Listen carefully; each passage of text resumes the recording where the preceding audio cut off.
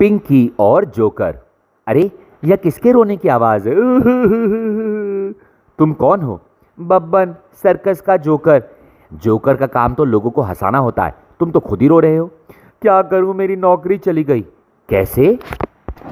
मैं एक सर्कस में काम करता था। दर्शक मेरी कलाबाजियों को बहुत पसंद करते थे और खूब हंसते थे। हमारी सर्कस में दर्शकों का एक दूसरा चहेता जो कलाकार था वह था शेख। वह हवा में आग के करतब दिखाता था। लोगों को उसका खेल पसंद था। एक बार शेख की फेंकी गई आग छिटक कर ज़्यादा ऊपर चली गई और सर्कस का टेंट जल गया। आग आग, भागो! दर्शक तो बच गए, लेकिन सर्कस राख का ढेर हो गई। सर्कस के कलाकारों ने दूसरी नौकरियां ढूंढ ली। बस एक मैं ही नौकरी की तलाश में अभी तक भटक रहा हूं। बब्बन, तुम्हें भी कोई ना कोई नौकरी मिल ही जाएगी। अगर मेरा कद आड़े ना आता तो मुझे भी नौकरी मिल गई होती। तुम्हारा कद तो माशाअल्लाह काफ़ी लंबा है। कहाँ, मैं ठिग्गू हूँ। यकीन नहीं होता? ज़रा आंखें बंद करो। लो, देखो। बब्बन, मेरे साथ आओ। इस दुनिया में जो आया है उसका कुछ ना कुछ महत्व है। हम दोनों नौकरी की तलाश कर लेंगे। सेठ जी, आपने एक दफ़ा कहा था आपको एक आदमी की ज़रूरत है। क्या काम कर सकता है? बब्बन सर्कस का एक होशियार जोकर है। यह आपको सारा दिन हंसाता रहेगा। लड़की, हंसने के लिए जोकर की क्या ज़रूरत है? जेब में रोकड़ा होएगा, हंसी अपने आप आ जाएगी। क्या यह बब्बन अनाज की बोरियां लादकर गोदाम में रख सकता है? यह बेचारा छोटा सा आदमी अगर 2 क्विंटल की बोरी उठाएगा तो मरना जाएगा। मेरे पास इसके सिवा और कोई काम नहीं है। यहाँ दाल नहीं गलेगी। आओ, एक फिल्म एक्ट्रेस को एक नौकर की ज़रूरत है। मिस, यह पाइप इधर दीजिए। मैं एक ऐसा नौकर लाई हूँ जो आपके लॉन में पानी देगा और सारा दिन आपको हंसाएगा भी। ओह, पाइप में छेद है। मैंने हाथों से छेद दबाकर पानी का बहना रोक दिया। हा हा, हो। पिंकी, मैंने फिल्म एक्ट्रेस को हंसाने के लिए जानबूझकर एक्टिंग की थी। हा हा।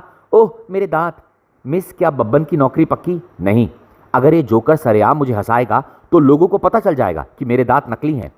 यहाँ भी काम नहीं बना। दुखी मत हो, एक लेखक को जानती हूँ, उसके पास चलो। ठाका जी, आपके लिए एक सहायक लाई हूँ। बब्बन सर्कस में जोकर था, आपको चुटकुले सुनाएगा। तब तो सचमुच मेरे काम का आदमी है। बब्बन, कोई लाजवाब चुटकुला सुनाओ। बैंक में काफ़ी भीड़ जमा थी। यकाएक टीकमदास चिल्लाया, क्या किसी सज्जन की लाल रबड़ में बंधी 100 के नोटों की गड्डी खो गई है? एकदम सारे लोगों के हाथ खड़े हो गए। मुझे लाल रबड़ मिला है। टीकमदास ने वो रबड़ ऊंचा करके कहा। हाँ, मगर आपको कैसे पता चला? मैंने दर्जनों किताबें लिखी हैं और उनमें से एक यह है। तुम्हारा चुटकुला इसी में से लिया गया है। एक बार फिर निराशा हाथ लगी। अब और नौकरी तलाश करना फिजूल है। हिम्मत नहीं हारनी चाहिए, कहीं ना कहीं तो किस्मत चमकेगी। मुझे जोकर चाहिए, जोकर चाहिए। बब्बन मियाँ, लगता है यहाँ तुम्हारी किस्मत का सितारा चमकेगा। अंदर आओ। पिंकी, क्या तुम मेरी सिफारिश नहीं लगाओगी? यहाँ मैं किसी को नहीं जानती, फिर वे खुद जोकर की तलाश में हैं। मैं बाहर तुम्हारा इंतज़ार करूँगी। आहा, क्या नौकरी मिल गई? नहीं। क्यों? क्या तुमसे पहले कोई दूसरा वहाँ पहुँच गया? नहीं। क्या उन्हें जोकर की तलाश नहीं है? यह भी नहीं। तो फिर क्या बात है? उन्हें ताश का जोकर चाहिए। जहाँ जाते हैं निराशा हाथ लगती है। नौकरी की तलाश में भटकते हुए मैं थक गई। थोड़ा देर आराम कर लेती हूँ, तब तक मैं पानी पी कर आता हूँ। पानी पीने का मैंने सिर्फ बहाना बनाया था। दूर जाकर खुदकुशी कर लूँगा। निराशा की ज़िंदगी से मरना बेहतर है। साहब, ज़रा अपना रिवॉल्वर देंगे? मैं खुदकुशी करना चाहता हूँ। पहले मुझे खुदकुशी कर लेने दो, फिर तुम रिवॉल्वर उठाकर खुद को गोली मार लेना। साहब, आप भी मेरी तरह बेकारी से तंग आ गए हैं। बेकारी? मैं करोड़पति हूँ। तब फिर आप क्यों मरना चाहते हैं? मैंने लाखों रुपया खर्च करके एक सर्कस कंपनी खोली है। रिंग मास्टर, रस्सी पर चलने वाला, तलवार निकालने वाला, आग में कूदने वाला, इंसानी तोप, मोटरसाइकिल की कलाबाजियाँ दिखाने वाला, सारे कलाकार मैंने रखे हैं। पर अफसोस, एक जोकर ना मिला। उसके बिना मेरी सर्कस अधूरी रह जाएगी। आपने यह नहीं पूछा कि मैं क्यों खुदकुशी कर रहा हूँ? बताओ। मैं एक जोकर हूँ और नौकरी की तलाश में मारा मारा फिर रहा हूँ। मैं तुम्हें इसी वक्त नौकरी पर रखता हूँ। सर्कस में चलो। घोड़ा मंगवाओ, मैं उस पर सवार होकर जाऊंगा। बब्बन मियाँ, पिंकी, मुझे सर्कस में नौकरी मिल गई। घोड़ा नहीं मिल सका, इसलिए सर्कस के मालिक ने उसकी जगह खुद को पेश किया। चींटी के भी पर निकल आए हैं। Bye bye. पिंकी, जागते रहो। ओहो, यह कमबख्त मच्छर सोने नहीं देते। मच्छरों के कारण नींद तो आ नहीं रही। क्यों ना थोड़ी देर के लिए बाहर जाकर खुली हवा में टहला जाए। जागते रहो। रात के वक्त बाहर कितना शांत वातावरण है। चौकीदार की आवाज़ आ रही है। अगर मैं जाकर उससे थोड़ी और गप्पे मारूं तो उसे ऐतराज़ ना होगा। उसे तो रात भर जागना ही है। खर्र, खर्र। चौकीदार, लड़की क्यों जगा दिया मुझे? चौकीदार, जागते रहो क्यों चिल्लाते हैं? ताकि घर वाले जागे और चौकीदार सो सके। लेकिन तुम्हारा काम तो पहरा देना है ना। मॉडर्न टेक्नोलॉजी ने सब आसान कर दिया है। हम पहरा देते हैं और नींद भी लेते हैं। जब तुम सोते रहते हो तो रात भर जागते रहो की आवाज़ कैसे आती है? साइंस का करिश्मा। जागते रहो की आवाज़ टेप प्ले पर रात भर चलती रहती है और मैं सोता रहता हूँ। जागते रहो, धड़ाक। ओह लड़की, तुमने मुझे उठा दिया। माफ़ करना, मैं अपने ख्याल में जा रही थी, तुम मुझे दिखे नहीं। तुम कौन हो? चोर। चोर? तब तुम आधी रात को सो क्यों रहे हो? तुम्हें अपना काम, मेरा मतलब है चोरी करने निकलना चाहिए। अब ज़माना बदल गया है। हम सब दूसरे शरीफ लोगों की तरह दिन में काम करते हैं। सारी बैंक डकैतियाँ दिन में होती हैं। अपहरण, लूटपाट भी दिन के उजाले में होते हैं। फिर दिन में बैंक लूटने से कितना पैसा मिलता है? रात को घर में चोरी करने से उतना नहीं मिलता। तुम अब जाओ, मुझे सोने दो।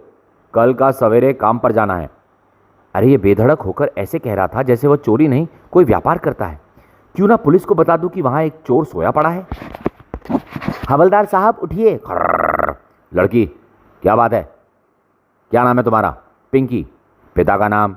श्री मधुसूदन दत्त। पता F47 साउथ एक्सटेंशन, नई दिल्ली। जाओ वहां जाकर चुपचाप बैठ जाओ, सुबह तुम्हारे घर पहुंचा दिया जाएगा तुम्हें। जागो। क्या है? मैं कोई खोया हुआ बच्चा नहीं हूं। फिर यहाँ क्यों आई?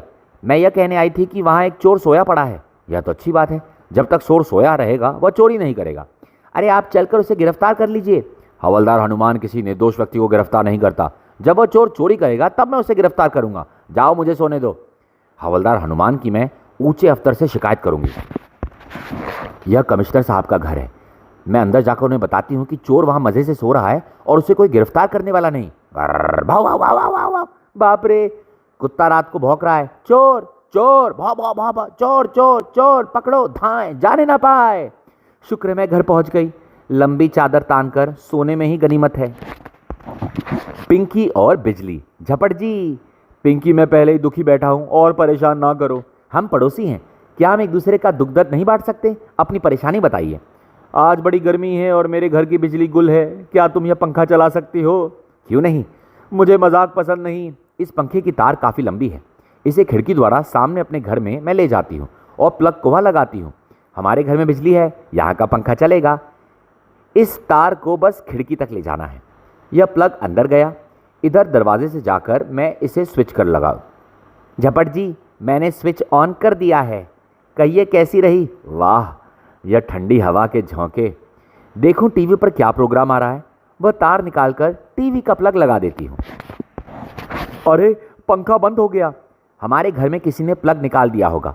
फिक्र की कोई बात नहीं। अपने घर जाकर फिर से बिजली चालू करती हूँ। मम्मी, टीवी का प्लग हटाओ, मुझे पंखे का प्लग लगाने दो। बेचारे झपट जी गर्मी के मारे पसीना पसीना हो रहे हैं। वाह, फिर से पंखा चल पड़ा। मैं इसी कमरे में रहती हूँ ताकि कोई पंखे का प्लग ना निकाले। पिंकी, तुम्हारा टेलीफोन। आती हूँ।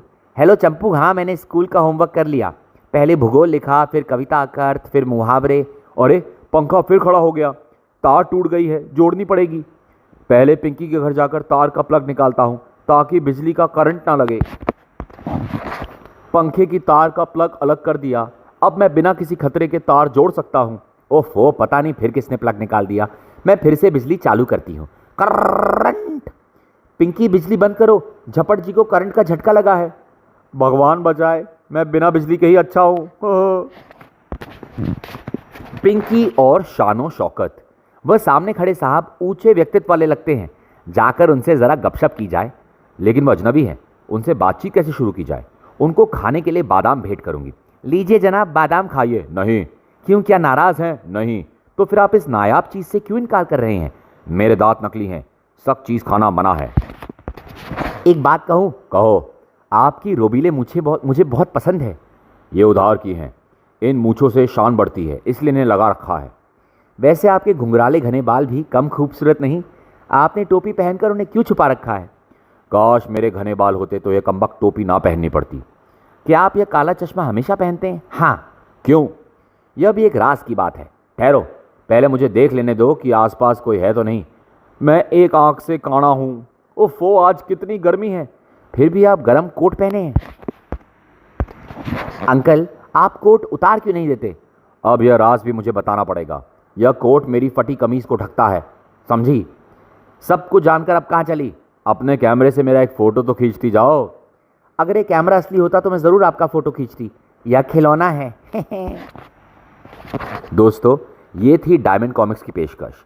पिंकी जो एक बहुत ही प्रसिद्ध कैरेक्टर है डायमंड कॉमिक्स का। उम्मीद करता हूँ ये सीरीज़ आपको पसंद आई होगी। प्लीज़ अगर पसंद आए तो मेरे चैनल को लाइक और सब्सक्राइब ज़रूर कीजिएगा।